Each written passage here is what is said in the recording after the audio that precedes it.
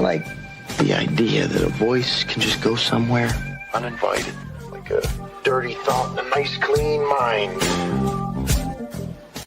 Welcome to the Liberal Lens. I'm Jay, and today we're going to talk about Trump versus Marjorie Taylor Greene. What is going on in MAGA land?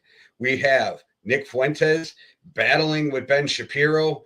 We got Tucker Carlson battling with Ben Shapiro, and we got Trump and Marjorie Taylor Greene in a little war of MAGA, even though Marjorie Taylor Greene's been really walking a tightrope on how she does this. She's been blaming Mike Johnson for most of it, but she does take shots at Trump, and then will kind of, when they press her on it, backtrack, like, oh, he's not being advised well. Just because she's coming out against Trump and she's doing it for selfish reasons doesn't mean she's wrong. Like, we all know that there's this rift going on between her and Trump, and she has come out for healthcare. Some of that has to do with her kids, healthcare rising. And when it affects you, then all of a sudden you see the problem with it, which I don't care at this point. As long as you're on the same side as we are trying to get Americans healthcare, we can go back to like hating Marjorie Taylor Greene after this is all over. Also, there's another big reason why Marjorie's going after Donald Trump. And if you haven't seen it, AOC let us know. And I'll just let you hear it from her.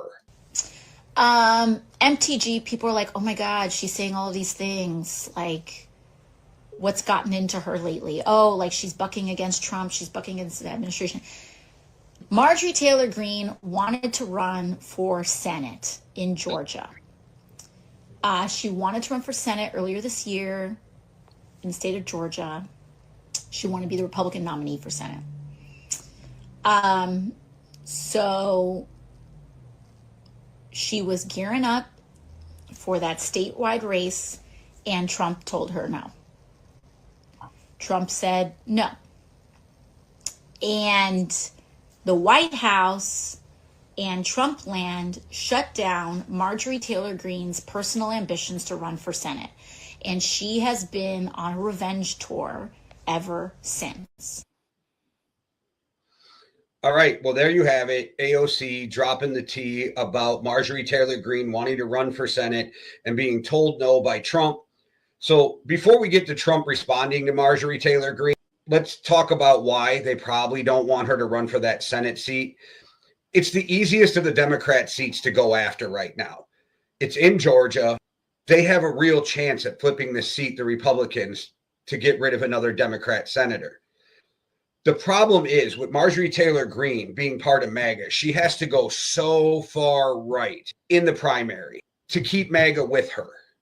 Then when it comes election time, she has to slide so far to the middle to get the everyday people, the independents, the regular GOP Republicans to vote for her.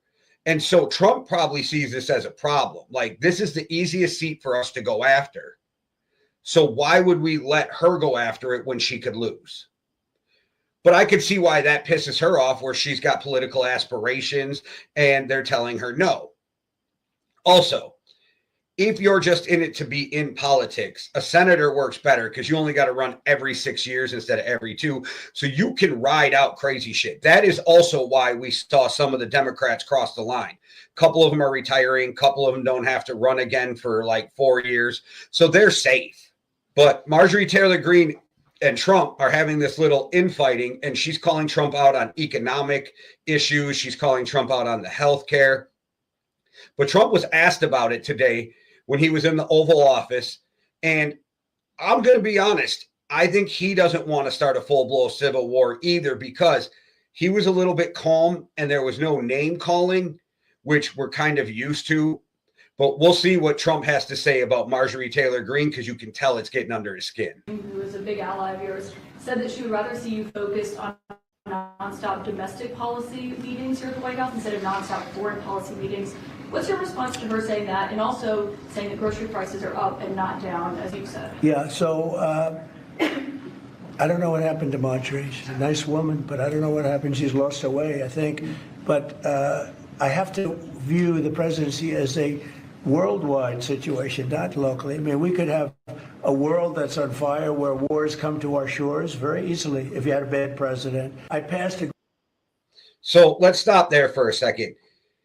So Donald Trump, right away, she's lost her way because she doesn't agree with 100% of what Donald Trump wants. So, that's that loyalist. Donald Trump wants complete 100% loyalists behind him. Also, I just want to point out that he said if we had a bad president, then we would have wars on our shore. Isn't this the same guy who said Bill Clinton was a bad president? I don't remember wars on our shore during Clinton's presidency. Didn't he say that George W. Bush was a bad president when George W. Bush wouldn't endorse him? Yep, don't remember any wars on the shores of the U.S. then either. Then I'm pretty sure he said Barack Obama was the worst president. Yeah, again, no wars on our shore with Barack Obama. And then all the shit he's talked about Joe Biden. Yep, again, no wars with Biden. All right, I just wanted to point that out because if we had a bad president, there'd be wars on our shore. Dude, you're the worst president in U.S. history, and we still don't have wars on our shore because the size of our military. Back to Trump and MTG. Great big beautiful bill, which is the biggest tax cuts in the history of our country. So when somebody like Marjorie Taylor Greene, who's now catering to the other side, I don't know what, I guess she's, got some kind of an act going, but I'm surprised at her. But when somebody like Marjorie goes over and starts making statements like that, it shows she doesn't know. All right. So when she goes to the other side making statements like that, it shows she doesn't know. Doesn't know what, Donnie? Also, let's talk about that big, beautiful bill you were just talking about, the one that gives tax breaks, huge, beautiful tax breaks to the top 1%. $4.5 trillion added to the deficit for your big, beautiful tax bill to give tax cuts to your big, beautiful oligarch friends. This guy in the word beautiful, I don't even think he understands what the word means because he said the word groceries was beautiful. All right. And speaking of groceries, that's another reason Marjorie Taylor Greene's going after you. Some of these Republicans actually see that your policies are going to hurt them and they have to run for re-election. They have to answer to their constituents. And a Fox News poll, Fox News said that 70% of America thinks the economy is worse under Trump than Biden. And I know that people are going to go, that's the Democrats that they're polling. No, 70% by Fox News is not all Democrats, okay? There is Republicans and there are MAGA that are hurting right now because of this economy, and these politicians see the writing on the wall. They don't want to get swept up in a blue wave, so they're doing everything they can to try to distance themselves from Trump's policies while not pissing Daddy off too much that he cuts them out of the will. Because they really need Trump's endorsements in a lot of these districts, right? Like Marjorie Taylor Greene needs Trump's endorsement in her district, but she also needs to let those constituents know that she's not happy with the way the economy is, because if she just goes straight MAGA, she's going to lose those independent and GOP voters. If she goes straight after Trump, she's going to lose those MAGA voters. So they are walking a really fine line right now of how to distance themselves from Trump without distancing themselves so far that they lose his endorsement. And Trump is an egomaniac and wants complete loyalty. So he doesn't care if his policies hurt them as long as they stay loyal to him. And if they lose, he's just going to blame them for losing. He's never going to take the blame for his policies or his administration being the reason. So, of course, we see Marjorie Taylor Greene distancing herself some from Trump. Well, walking that tightrope of calling him out, but still trying to blame most of it on MAGA Mike Johnson. All right, guys. This whole thing is getting wild. We are seeing a lot of civil wars inside the Republican Party right now. Like I said, Nick Fuentes, Ben Shapiro, Tucker Carlson, Trump, and MTG. Everything's crazy right now. What is next in the world of MAGA? We will just have to stay tuned to see, because no matter how vile it is, no matter how bad it is for the American people, it is never boring. All right, guys. Thanks for watching. Thanks for supporting. Thanks for helping us over on Facebook. We are killing it. But it's Facebook and one bad video away from being removed from a platform. So if you enjoy the content, follow on YouTube and Instagram. Probably YouTube safer because Instagram also being Meta. If I piss off Zuckerberg on one, I might piss him off on both.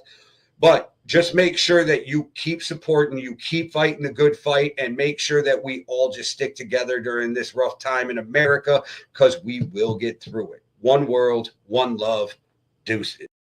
Everything's polluted. The environment, the government, the schools, you name it.